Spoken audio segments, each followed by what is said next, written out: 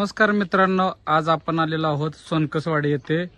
आपल्या समवेत जगन्नाथ महाराज आहेत आणि जे गायचं खरं रूप कसं असतं ते या व्हिडिओच्या माध्यमातून पाहणार आहेत. आणि समवेत आपल्या सोबत गायचे मालक आहे, त्यांचा सगळ्यांचा आपण परिचय करून घेऊया. महाराज नमस्ते. रामकृष्ण हरी. रामकृष्ण हरी. आपला परिचय करून द्या प्रथमतः. रामकृष्ण हरी. मी जगन्नाथ विठ्ठल जगताप, उज्ज्वल आरोग्य सेवा प्रतिष्ठानचा अध्यक्ष. तसेच ह्या गायचं आता कितावी गाय आहे? ही 111वी गाय आपण दान करतोय.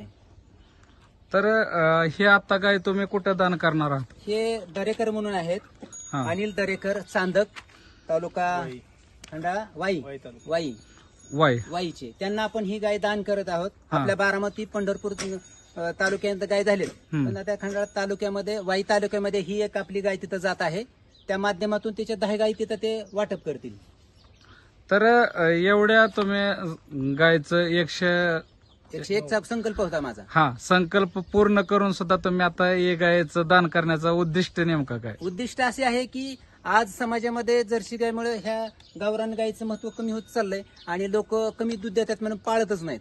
तर प्रत्येकाच्या दारात, घरात आई आणि दारात गायी असावी. आणि गायीपासून जे सेंद्रिय आपण जे उत्पन्न करतो ते विषमुक्त आहे. त्याच्यासाठी आमचा हा संकल्प आहे की प्रत्येकाच्या दारामध्ये ही गाय जावी. आणि जात असताना असं आम्ही 100 रुपये स्टॅम्पवर त्यांचं लिहून देतोय की सदर्भ ही गाय विकणार नाही, हिची 9 बछडे मी दुसऱ्याला दान करील.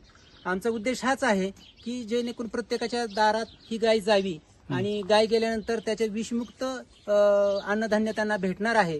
त्यांच्या घरामध्ये कुठले, आमचा एक मध्ये प्रयोग झालाय, मी हिच्या गावरान गायीच्या तुपापासून मुळ्यासाठी एक मलम तयार केलाय. 3ऱ्या दिवशी रिझल्ट आहे.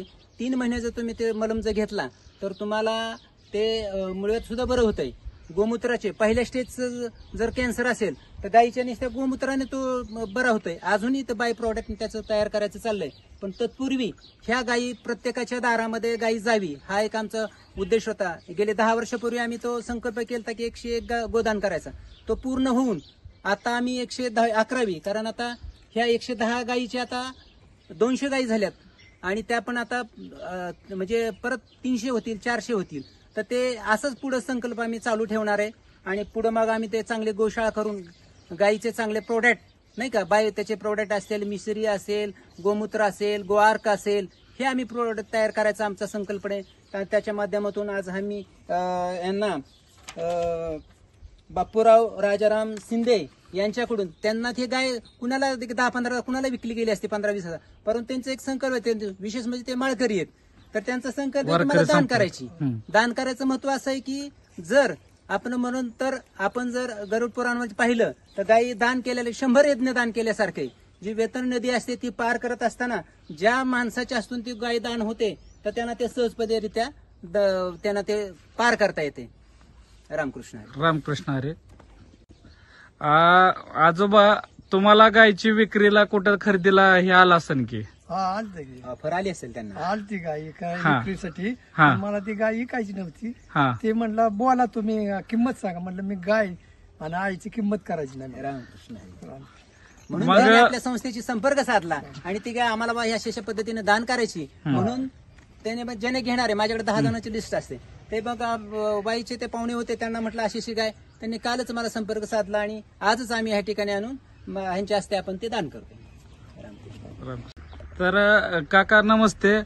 प्रथमतः आपला परिचय करून द्या. मी वाई तालुक्यातून चांदक गावामधून आणलाय, सातारा जिल्हा. तर आमच्या पाहुण्यांचा काल मला संपर्क झाला आणि माझ्या घरी भरपूर गाय आहेत, पण साधी गाय असा आपल्याकडे वाहणार नाही. तर पाहुण्यांच्या आग्रह खातर आणि मला पण साधी गाय सांभाळायची आहे म्हणून मी त्यांच्याकडून एक आता गाय घेऊन जातोय. तिची वाढ करून असेच मी 8-9 बछडे दान करील.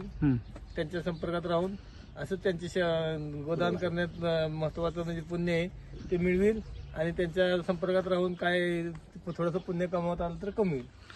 रामकृष्ण. आता तसंच आपल्या तुमच्या सातारा जिल्ह्यातलं तर बैलगाडी क्षेत्रातलं माहेर घर मानलं जातं. तर तसंच तुम्ही साधी गाय आज घेऊन चाललाय दान ह्या स्वरूपात. मग काय असं पुढच्या येणाऱ्या पिढीला काय सल्ला देऊ शकता? नाही, पुढच्या पिढीनं हेच लक्षात ठेवलं पाहिजे की साधी गाय म्हणजे माता समान आहे आणि भविष्यात याची गरज आहे, काळाची गरज आहे की गायीशिवाय पर्यायच नाही. हम्म.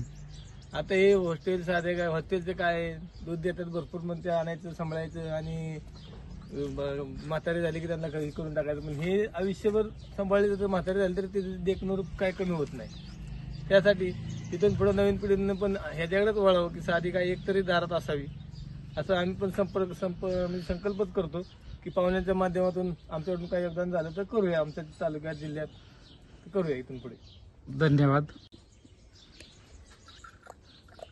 महाराज, येणाऱ्या तरुण पिढीत तुम्ही काय सल्ला देऊ शकताल? आणि साध्या गायचं प्रमाण अतिशय कमी प्रमाणात झालंय, बरोबर आहे.